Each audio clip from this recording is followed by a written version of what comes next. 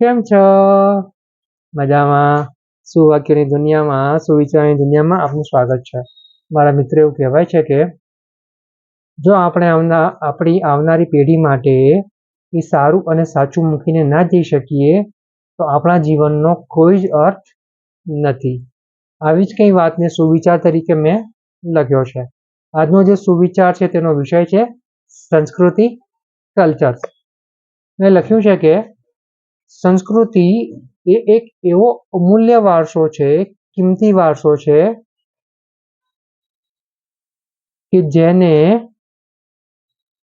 આગળ વધાવવો, જાળવી રાખવો તે આપણી પ્રાથમિક ફરજ અને જવાબદારી બંને છે.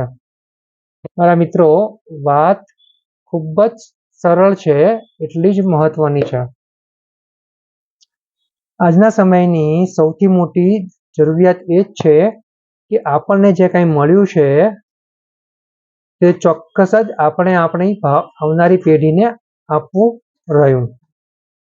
કારણ કે આજે આપણે એવા સમયમાં જીવીએ છીએ, એવા યુગમાં છીએ કે જ્યાં આપણને ઘણું બધું મળ્યું છે. આ બધું આપણી સંસ્કૃતિને આધીન છે.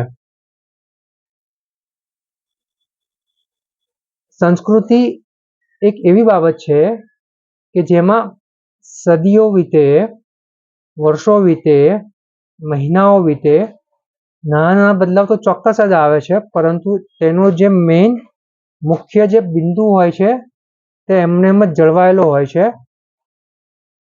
સંસ્કૃતિનું જે મૂળ છે તે જળવાયેલું જ રહે છે. અને આ મૂળ આપણને વર્ષોથી આપણને મળતું આવ્યું છે. આપણા જે પણ આપણા ભૂતપૂર્વ આપણા વડીલો થઈ ગયા તેમને પણ મળ્યું હતું, આપણને પણ મળ્યું છે. અને તે આપણી જવાબદારી છે કે આટલો સારો વારસો આપણે આવનારી પેઢીને પણ આપીએ. તો તેના માટે જરૂર એ જ છે કે અત્યારે જે કંઈ આપણને મળ્યું છે તેને સાચવી રાખવાનું છે, આગળ કેરી ફોરવર્ડ કરવાનું છે અને એમાં આપણે વૃદ્ધિ પણ કરવાની છે.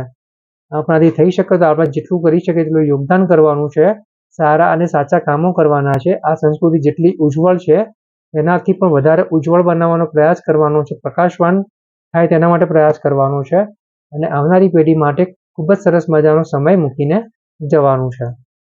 બસ મારા મિત્રો, જો આપણે આટલું કરી શકીએ તો ચોક્કસ જ એવું કહી શકાય કે આપણે આપણી આવનારી પેઢી માટે ચોક્કસ જ એક સારું કરીશું, જે આજની ખૂબ મોટી જરૂરિયાત છે.